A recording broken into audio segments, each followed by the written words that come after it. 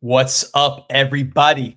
Welcome to the CanesInSight Daily Podcast, powered by Andrade and Levine Accident Attorneys. The bank is open. We got a big episode today. A lot to cover recruiting-wise. Of course, I will be dropping the bank and talking to sources, give you the latest on kind of where the class is, guys that are picking up momentum, guys that are losing momentum, where we're looking at in terms of last week's visits, the week coming up.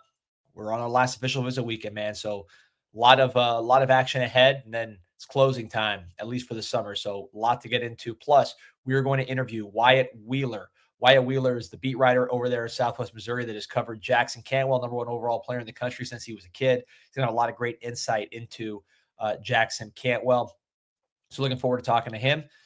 First, some folks I'm always looking forward to talking about. That is Andrade and Levine Accident Attorneys. If you or someone you care about has been injured in an accident, you could be entitled significant compensation. Dial 1-800-747-FREE, 1-800-747-3733. Take back control of your life with Andrade and Levine.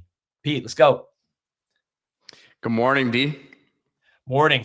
Trey Moore says Pete's putting the shot collar on Honey real fast. You would never do something like that to Honey. No, of course not. You know, the timing. It's always interesting here because the girlfriend's leaving to work, but it worked out that she was able to escape. You know, so right before we started the show, so that you know, I think Honey should be all right. But the mailman is liable to come now, any moment now, in the next half hour or so. So you know, I'll be ready to hit that mute button, but.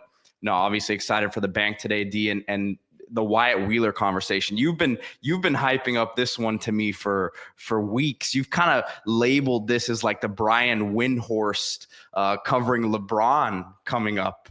So you know, I have high expectations, and just hearing about Cantwell's kind of his athletic journey in a sense that Wyatt, from what we know, has a very good understanding of, and the person as well, right? So he's seen him and this recruitment from different angles. He's not the national recruiting reporter who is going to sit there and try to say, well, this is what his NIL offer was. Like, he has a real understanding of the full process. So excited for that conversation.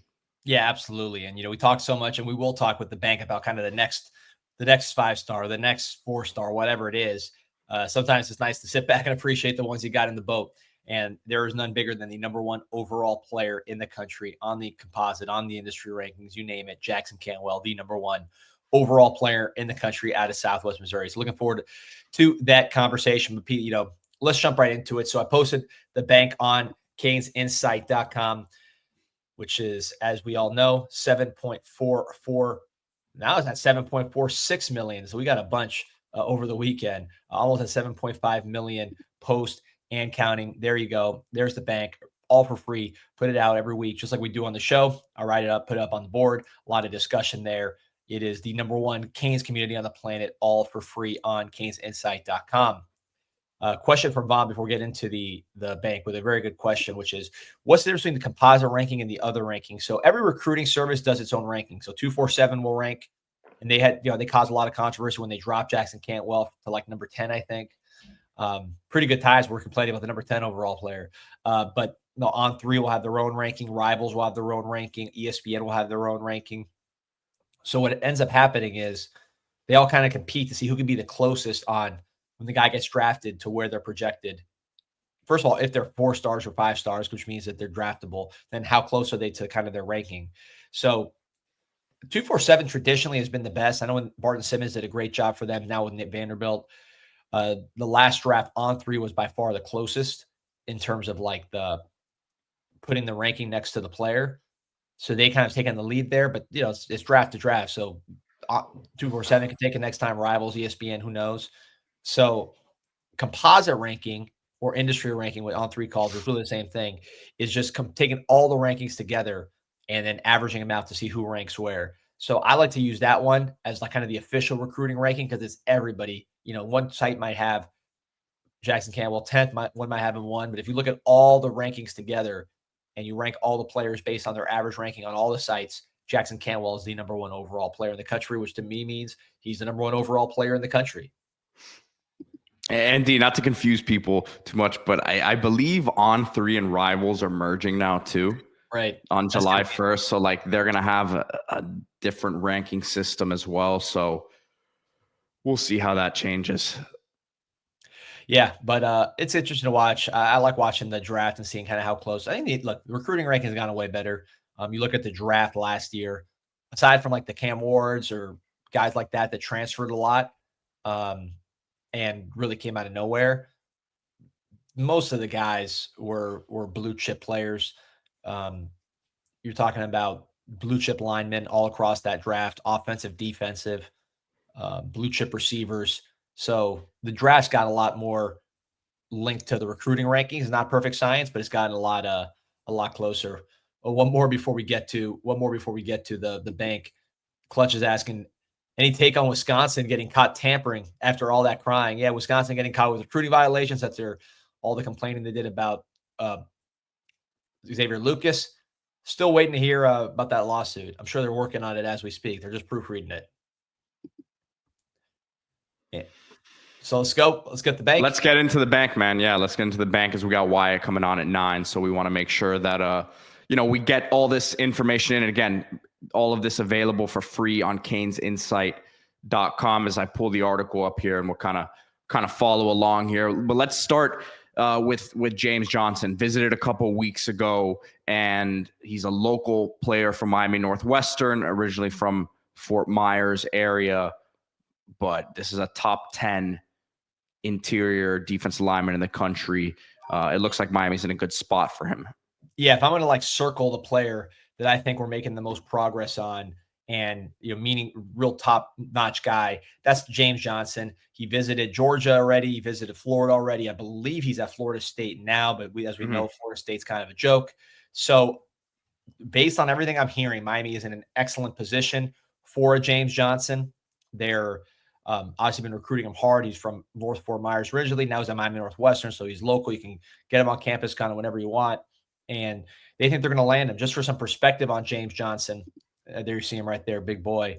We talked about the shot put. We'll talk about the shot put here with Wyatt Wheeler coming up, but he threw the shot put 60 feet, so he's got a lot of power. The power shows up on tape. You see him there. He's physically ready to compete, long arms, the whole thing, on top of being a very powerful player. There you go with the windmill dunk. So with James Johnson, I just think the opportunity to stay closer to home, the opportunity at defensive tackle, the job that Damian Lewis and Jason Taylor and Mario Cristobal have done recruiting him, the fact that you've kind of gotten past that Georgia and Texas threshold, right? Those guys were the tough competition. I think you're past them. So all indications are that Miami's in a very, very good spot with James Johnson. I like Miami for James Johnson. I think they're going to add him to this class. And if they do add him to this class, you're talking about James Johnson, Tyson Bacon, excellent foundation of your defensive tackles. Two guys from the Southeast, two guys with big time interest from all the top schools. That's what you want when you're trying to build a great class. I would think James Johnson probably more of a nose in this system. And I don't know. I haven't asked this, but just knowing how the systems, the positions work, I think James Johnson more of a nose, just causing havoc, blowing people up, using his power. Tyson Bacon more of a 3 technique, really living in the backfield. So would be an excellent start. Wouldn't be done at defensive tackle. I think you'd have an excellent start with 2 4-star players, including James Johnson, who, if we're talking about, like on 3, we just had the whole discussion about the recruiting rankings and all that kind of stuff. On 3 has James Johnson as the number 1 defensive tackle in America. So just for some perspective, consensus, talk about industry ranking, composite ranking, top 10 defensive tackle in America would be a huge get for the Canes. I'm going to jump out of order here, and we'll come back to the order of it here, but I'm going to stick with D tackle because I know the question's probably coming here. Lamar Brown, A&M,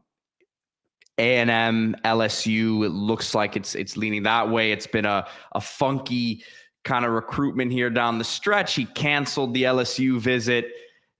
Then the next day it's back on. Wilt Fong was saying it was never a doubt that it was going to happen. So it kind of looks like Miami's on the outside looking in there. I would think that they stay in contact with him, whatever happens here, just because you don't know what's going to happen with those other situations down the line. But I would say Miami's probably in 3rd there, correct?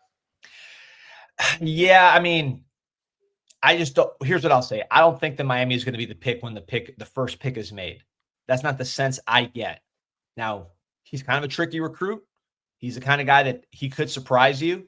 So I'm not like extremely confident in saying this, but I wouldn't get too hyped up about getting that first Lamar Brown commit. Now, is there real interest from Lamar Brown in Miami? Absolutely. But this one, and you've seen some of the stuff on social media, it has a feel of something that's going to keep going, right? Yeah. So I just, based on my conversations, I would not expect, and again, I could be wrong. There could be a surprise here. This is just kind of one piece of the puzzle, but I would not expect Lamar Brown to commit to Miami first. I think Texas A&M would be my pick. He just said he's going to visit LSU, so who knows what happens there. But I think Miami will continue to recruit Lamar Brown after whatever his first commitment is, and there's legitimate interest. Someone that you do feel good about right now is Israel Briggs, the tight end out of California. Sebastian Font interviewed him. Articles up on the website. He was talking about how Miami has obviously the pedigree at tight end. You mentioned in the bank that LSU, who's the other school in the mix here, might be looking at him as more of a wide receiver. Miami looks at him as a tight end who's going to be playing, out wide more as opposed to playing in line and being asked to block. But some of this stuff is semantics, but it seems like the role that Miami is envisioning him in is something that he's very interested in. Absolutely. And I talked to some people there. You see him in the 7-on-7 uniform. I talked to some people that saw him play 7-on-7. He was with Van Spafford, who we'll get to in a second.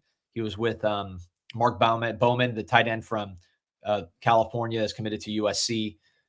Elite players. And apparently he was very, very good in the 7-on-7 scene. I hadn't seen him myself, so that was good to hear that he was very impressive in that setting, because when you look at his high school highlights, which are really good as well, competition's not great, kind of in that Central California, Sierra Nevada to the east, just more of a rural, very beautiful environment, but not necessarily football-oriented, high population. So he returns kicks, receiver, plays defense, takes screens, does the whole deal, and the competition's not that good, but he dominates.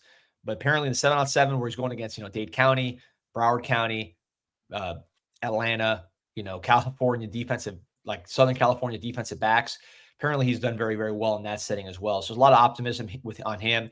He's going back to that composite ranking that we were asked about earlier. He's a top 10 consensus tight end in the country. Miami loves him. They think he's extremely athletic, extremely dangerous as a receiver. They don't think he's like a wide receiver. They think he'll eventually have enough weight to be a tight end, not a inline block people up, nose to nose tight end, but somebody who can, play as that big detached tight end. And he's got a lot of athletic ability. He commits next week. So a week from today, which is Tuesday, he will be committing. Miami LSU are the finalists. I like Miami to get Izzy Briggs, which would be a top 10 tight end in the class. And I believe a top 100. I think he's number 70 or something on 247. So he's a highly ranked player, highly athletic player, big upside, all the way on the other side of the world, potentially going to the Miami Hurricanes. So we'll look at the receiver spot now. There's 3 names now, or more than 3 names. There's 4 names, right? And again, I'm kind of going out of order here, but just for the sake of people listening on the podcast and trying to keep things organized, I know how it goes. We'll talk about 1 or 2 guys, and then they'll ask about the others. So, and again, the order we're talking about these players is not the priority or anything, but we'll start, and they all have their own story, right? In their own recruitment, kind of like where they're at, right? But we'll start with Calvin Russell, local star from Miami Northwestern, basketball player as well, has an offer from Miami. You saw him on his visit in the basketball uniform as well. But the optimism is not very high. It doesn't sound like in your update right now coming off of his official visit. Yes, so some of this is information, some is just my editorial. So this is my editorial now. I'm not speaking for anybody. This is my impression. I just never got the sense he has a lot of interest in Miami for whatever reason. He's just one of those guys. We've been recruiting him hard. His very close friend is here and thriving with Malachi Toney. I don't know. I don't get the sense he wants to go to Miami. It is what it is. He had a visit. It was fine. I think Miami helped themselves, but I don't sense that he wants to be here. Me personally, based on what I've heard and just kind of been from all sides, right, including the player side. So I hope I'm wrong, but I don't see that one, at least not now. Maybe if Miami has a good season, things change. They'll keep recruiting him. But I would say LSU, for Calvin Russell would be my guess. Which, how does that impact Tristan Keys? Who knows? But I would say, to me, LSU is the favorite.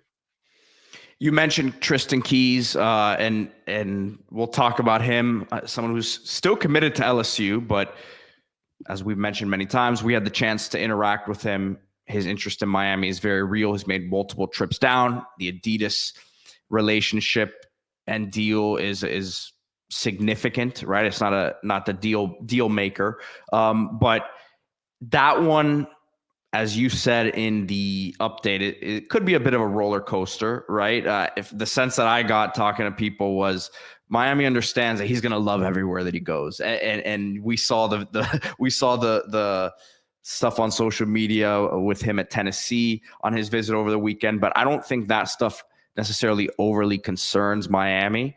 But at the same time, they know it's going to be a battle. Yeah, I mean, Tristan Keys is one that he's a 5-star receiver, so it's a battle anyways. Plus, he's, and I don't mean this in a negative way, because we love this kid. We talked to him. He was one of our favorite people we've ever talked to. But he doesn't shy away from the spotlight. He's very talkative. He's the kind of guy that when you combine him with the attention he's going to get, it's going to be a process that is up and down.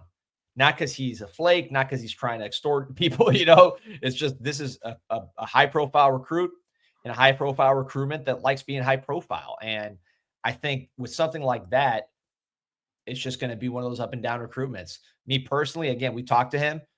I would love for this guy to be my Hurricane. I think he is exactly what you want. Very smart, very engaging, physically big. The highlights speak for themselves. Cares about football. I love Tristan Keys. So I hope that one gets done. I think that will just be, kind of an up and down deal. He's visited Miami 3 times already. And there's no saying he's not going to visit again.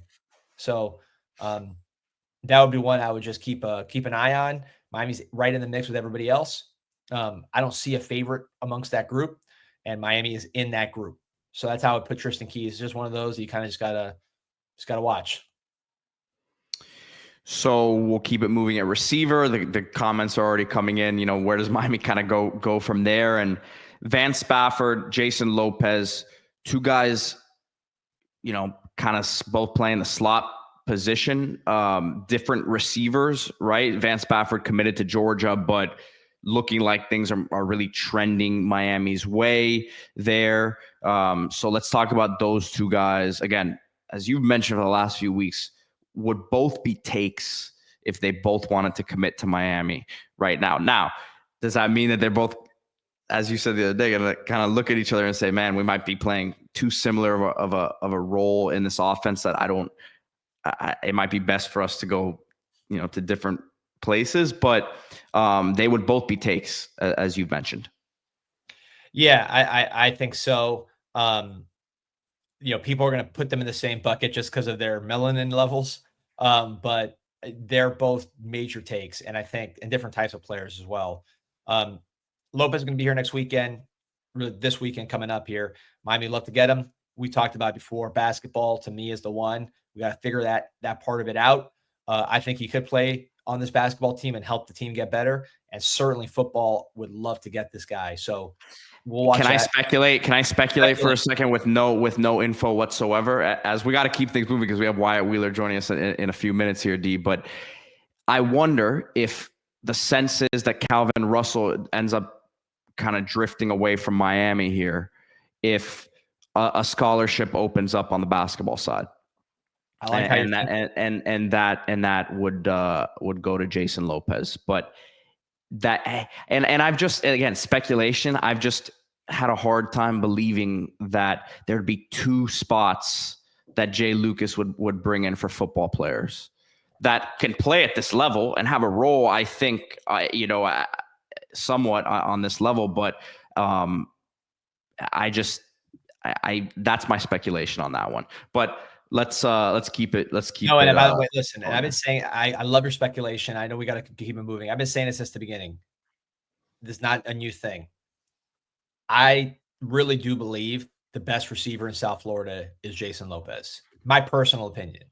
For college football, my opinion is the best receiver, and definitely high school football. The best receiver in South Florida is Jason Lopez. That's my opinion. Obviously, with Calvin Russell, you recruit him like crazy and you prioritize him because of the upside. I heard he's a good kid, so that gives you a better feeling the upside. He can be an NFL X, which we haven't had and we've needed, right? But for me, as far as like who would if you ask me right now, you have to make a bet. Who's going to have more yards in college at the P4 level? I would bet on Jason Lopez over pretty much everybody that I've seen. Maybe not Tristan Keys, but pretty much I everybody. just dropped a link here of a show that I did like 30 minutes just on it was a prospect spotlight just of Jason Lopez showing his basketball stuff and everything. So I got good numbers too. That was a good show. Yeah, it was a fun one. So wrapping receiver up Tyron Evans to Tennessee commit. Sorry, Vance Spafford, I should mention. Vance Spafford talk about Georgia put out, which kind of reflects what I'm hearing. Excuse me, that if Vance Spafford gets down to Florida to Miami, which he's scheduled to be this weekend, they don't see him in the Georgia class. He's committed there now. I'd agree. I think if he's down here, we're gonna have a great chance to flip him. And I have not heard anything other than he's visiting. So if you see Vance Spafford on campus, very good chances in Miami Hurricane. And again, I expect that to be the case, but it's recruiting. We'll see. Top 100 player in the country on the composite. Tyron Evans, he's a guy who has some ability on the outside. 6'3", 200, committed to Tennessee, and they want him to stay in the class. So it's not like they're kicking him to the curb. Yeah. Oh, yeah. Tennessee's on Tyron Evans hard. Miami's on Tyron Evans hard. He's one where I think he's like a low 4-star, maybe high 3-star, but the interest from both Miami and Tennessee is extreme. Both love the guy. He's listed like at 180 or something on 247. I heard he was 200 on the visit and looked like a good looking 200. So big receiver, productive, out of the North Carolina area, Charlotte, and just a very, very talented player who Miami has a good shot of flipping. It's not a guarantee. It's going to be a battle between Miami and Tennessee, but that's a real battle. That's not like, hey, he's a backup plan for A or B. He's a priority for both schools, and Miami's going to try to get that one done. Running back position. Again, if you're just tuning in now, all of this is available on the bank for free on CanesInSight.com. Running back spot. Some interesting stuff going on there. Derek Cooper, of course, big time 5-star, local guy, absolute must get in this class. You have Jay Lamar, who's coming off his visit. Miami seems like they've made a good move with him. Javion Mallory from West Boca has been committed for a bit now, but kind of messing around with Alabama here. Yeah, here's what I know on running backs. Derek Cooper's is an extreme priority. He's one of those guys that's like a Jackson Cantwell, right? He's on a pedestal about, you got to get this guy. I keep hearing Miami's in a good position to get Derek Cooper. They're trying to get that one done. Mallory's visiting Alabama, or did visit Alabama, even though he's committed to Miami. That's not something Miami loves. Miami had Jay Lamar on campus, top 10 running back in the country from Moultrie, Georgia, Colquitt County, as I learned yesterday. Great player. Great interest there. Great shot to flip Jay Lamar. So now it's kind of a balancing act, right, between these three. I don't know how the balancing act ends up, other than I expect Cooper in this class, and I think we get 2.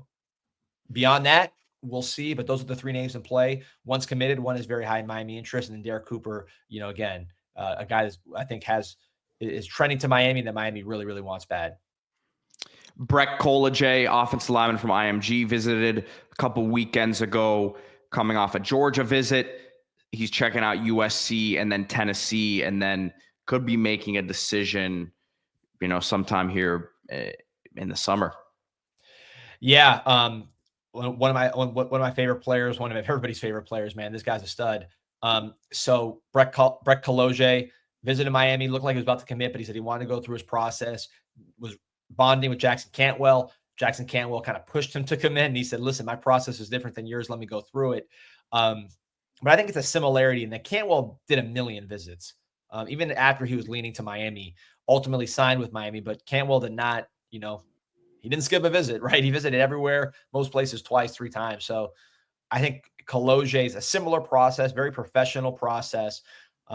His family he comes from professionals. They travel for work. So I think just this whole thing about going to schools and stuff, it's like, to them, it's not a big deal. I don't think it's kind of like part of life. So he'll visit Tennessee now on the weekend. He visits USC during the middle of the week, where his teammate Kenye Pepe is going. So USC is a real team there.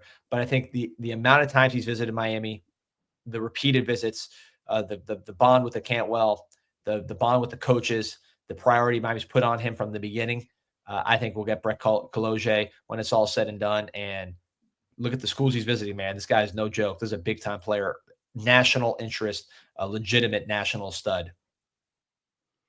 Let's talk about linebacker real quick. J.J. Edwards, Tamaran Watkins, two names to keep an eye on. Edwards, the Rutgers commit, was on his visit last weekend, and then Tamaran Watkins from Rock Hill, South Carolina. Yeah, J.J. Edwards, kid from Orlando, had a great combine. Ran, I think, 4.6 or something like that. Good film. We watched his spring film the other day, Pete. We're very impressed there. He's a rising guy we evaluated and liked.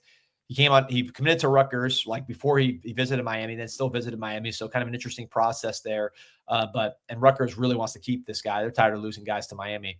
But Miami loved him on his visit. It wasn't one of those visits where they didn't like what they saw. They loved what they saw with a J.J. Edwards. And they're going to keep trying to flip him. I think they got a great shot to flip him. That'll be a little process there, but I think that's something to keep an eye on in terms of the linebacker class. I asked about other linebackers, and the name that I was pointed to was Tamaran Watkins, who is a kind of safety / linebacker, let's say a James Williams type body, but more openness to playing linebacker. He is from Rock Hill, South Carolina, which is right there by. It's in South Carolina, is right there by Charlotte, where a lot of kids we're recruiting are from. He visited for the first time as an OV. So he's unlike most of these guys. He did not make a spring unofficial. He made his official visit, loved it. He is visiting South Carolina this weekend. South Carolina is the crystal ball favorite. Obviously, South Carolina does a great job recruiting that area. If he goes to South Carolina and doesn't go head over heels, I think Miami's gonna have a great shot in him. But that's a legitimate visit, right? Local. They do a good job recruiting that position.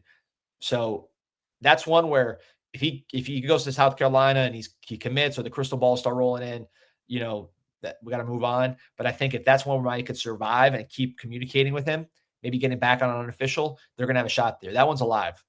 Let's finish up the bank D, because we if you're just joining us now, guys, we did a bunch of stuff before we had Wyatt Wheeler on in terms of the bank that D dropped on the website.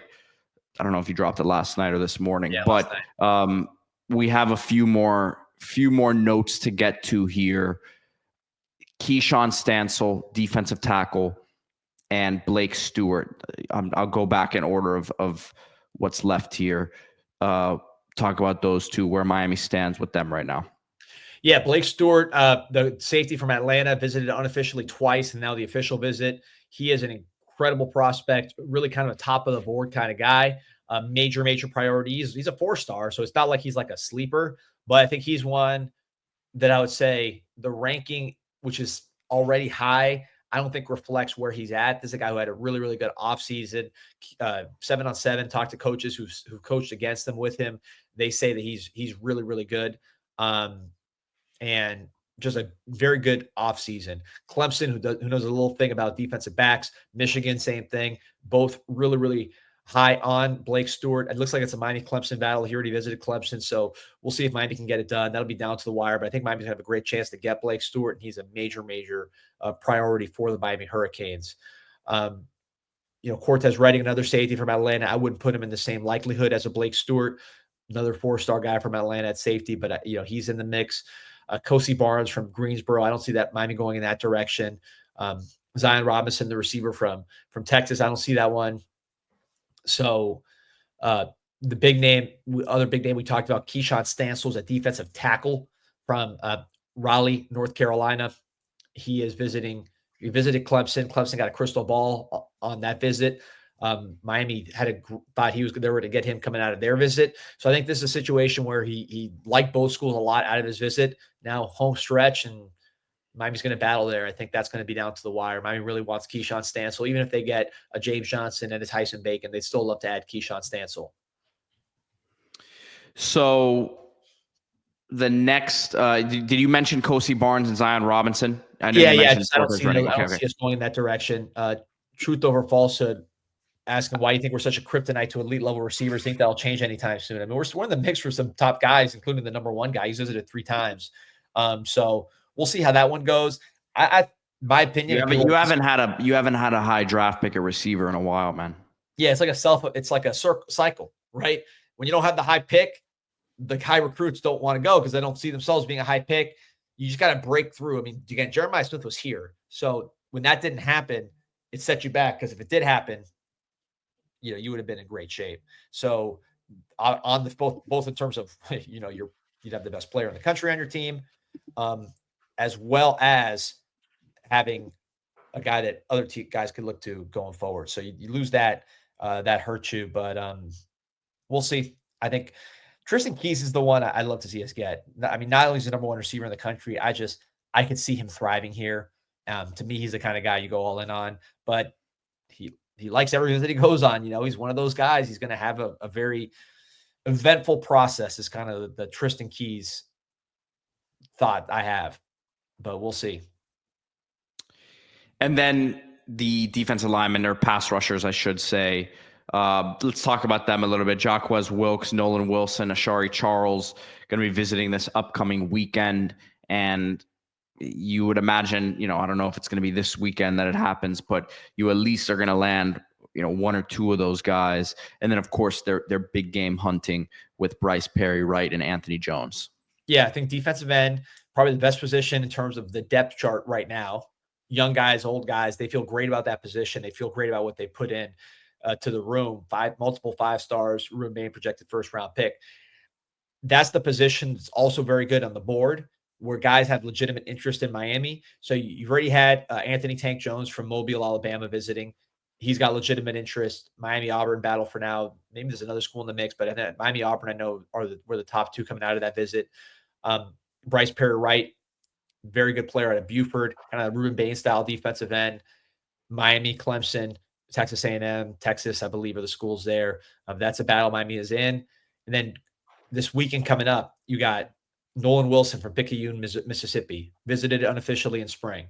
All these guys visited unofficially in spring, by the way, just to give you an idea of their interest level. Nolan Wilson from Picayune, Mississippi. Jaquez Wilkes from Wadley, Alabama. Jason Taylor visited during the spring over there. He also visited again himself during the spring. That's the one that doesn't get talked about a lot, but a top 100 player from rural Alabama that has a lot of Miami interest. Who's the third one from this weekend? Ashari Charles. Ashari Charles, yep. Yeah, another 4 stars, visited a ton. Miami's got a lot of interest there. So a lot of names at that position.